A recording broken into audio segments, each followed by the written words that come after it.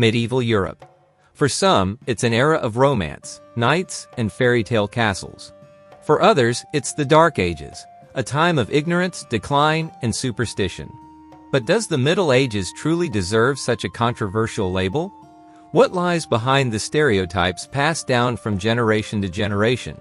Today, we will uncover the secrets of this era and try to understand, was it really as dark as history textbooks tell us?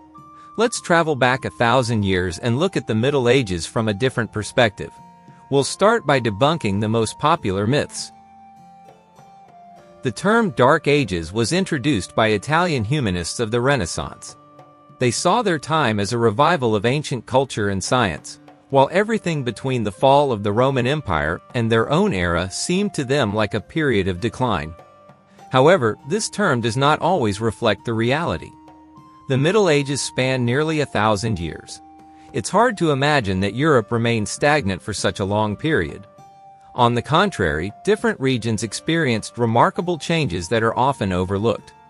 Take the Carolingian Renaissance, for example, a period of cultural flourishing in the 8th–9th centuries under Charlemagne. During this time, education, art, and literature thrived. We should also mention the 12th century, when universities became centers of intellectual life. In Paris, Bologna, and Oxford, scholars discussed philosophy, law, and medicine, laying the groundwork for the future scientific revolution. While some ancient knowledge was indeed lost, the Middle Ages gave birth to a unique culture. Monasteries preserved and copied ancient texts, including the works of Aristotle and Plato.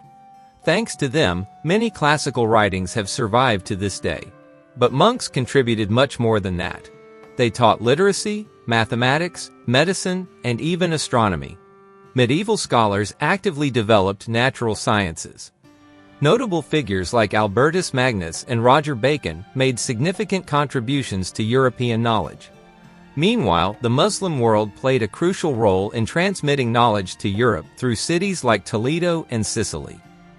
It was through Arabic translations that Europe rediscovered ancient philosophical works.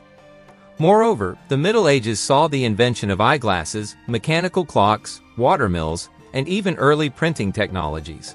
These innovations improved daily life and laid the foundation for future technological progress. By the 11th century, the first banking systems emerged, sparking Europe's economic growth.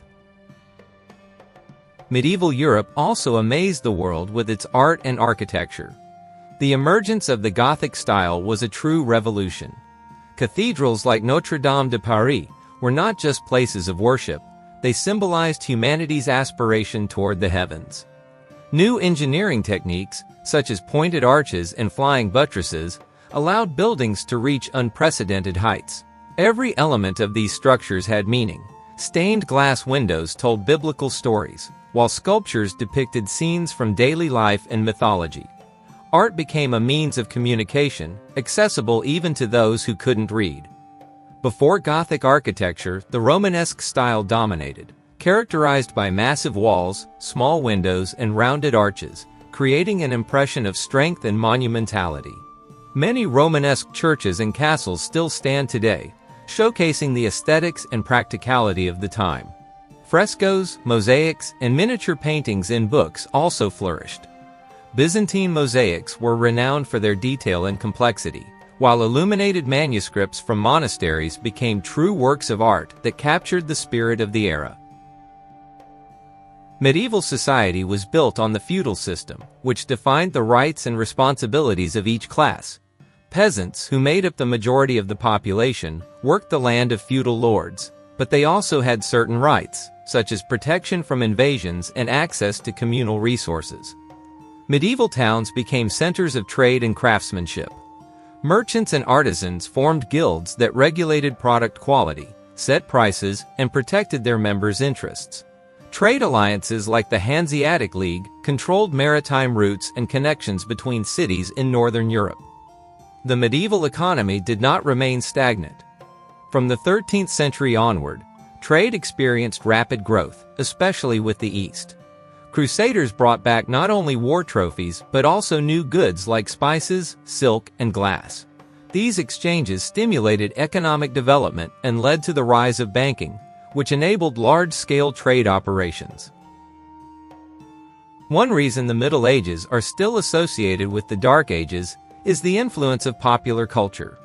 Books, movies, and video games often depict this period as a time of lawlessness, filth, and barbarism, reinforcing persistent stereotypes.